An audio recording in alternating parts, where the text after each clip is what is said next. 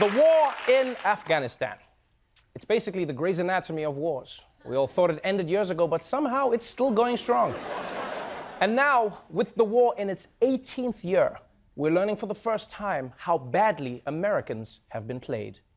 Tonight, newly released documents raise serious questions about whether the American people were lied to about the progress of the war in Afghanistan, the longest in our history. A massive new trove of confidential documents obtained by the Washington Post reveals U.S. officials systematically lied to the American public about the Afghan war, virtually since the beginning, 18 years ago. The objective: to conceal widespread fears that America was losing. The rosy picture that's been painted by our political and military leadership is not the real picture on the ground.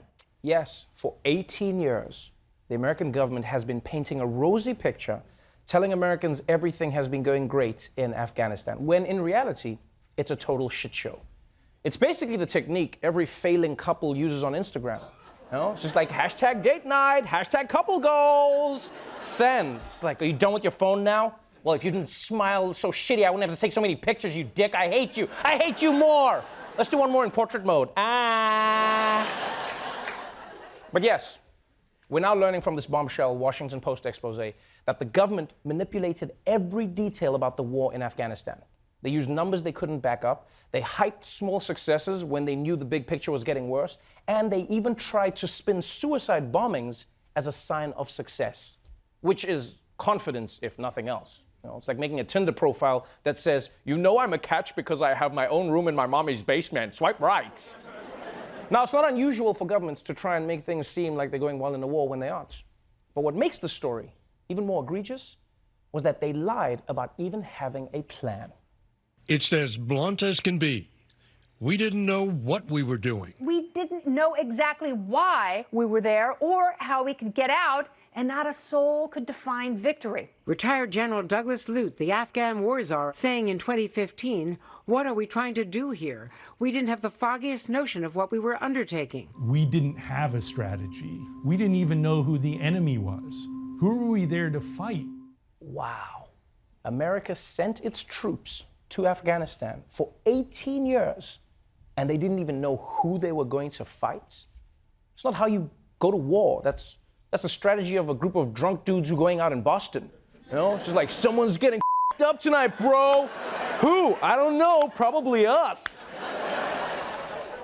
But basically, part of the problem is that the people in charge didn't know how to define victory in Afghanistan, right? Was it beating the Taliban or beating Al-Qaeda? Making the country a democracy? And if you don't know how to end it, then you should just wrap it up and get out, you know? Like they did with Game of Thrones. She's dead, he's gone, the bird kid is king. Roll the credits, take the money, let's go. But these people stretched it out. And this report shows that America's government had little success and not much of a strategy going in. But there was one thing they had plenty of: money. The problem is, as any rapper will tell you, more money, more unnecessary expenditures. Aid workers in the field, military officers, diplomats, they all said this was more money than they could possibly spend, that they were ordered by Congress and officials back in Washington to spend as quickly as they could, as much as they could. Nearly $1 billion on helicopters and planes for the Afghans. Trouble is, there is serious doubt that the Afghans can fly them. $500,000 of your dollars wasted on a building that melted 4 months after it was built. $34 million went to a soybean growing project. And soybeans don't grow in Afghanistan, and people in Afghanistan don't eat soybeans. The Pentagon wasted millions on uniforms for the Afghan army. It was to buy a forest camouflage pattern. Forests cover only 2% of Afghanistan. Okay, that is just insane. $28 million for forest camouflage in a country that's all deserts. The only way that could have been a bigger waste is if it was for Forrest Whitaker camouflage. Yeah, at least that would have confused the people. Mahmoud, we're being invaded by the guy from Wakanda. Don't shoot, I want his autograph. The strength of the Black Panther. So America spent nearly $2 trillion on the war in Afghanistan with basically nothing to show for it. And maybe that's how you get the US government to put money into things like healthcare or teachers, right? That's what Americans should do. Just tell them the Taliban is there. Yeah, then Congress will be like, the Taliban is attacking schools and hospitals. Give them more money. Give them as much money as they need. And send in 3 Forrest Whitakers just in case.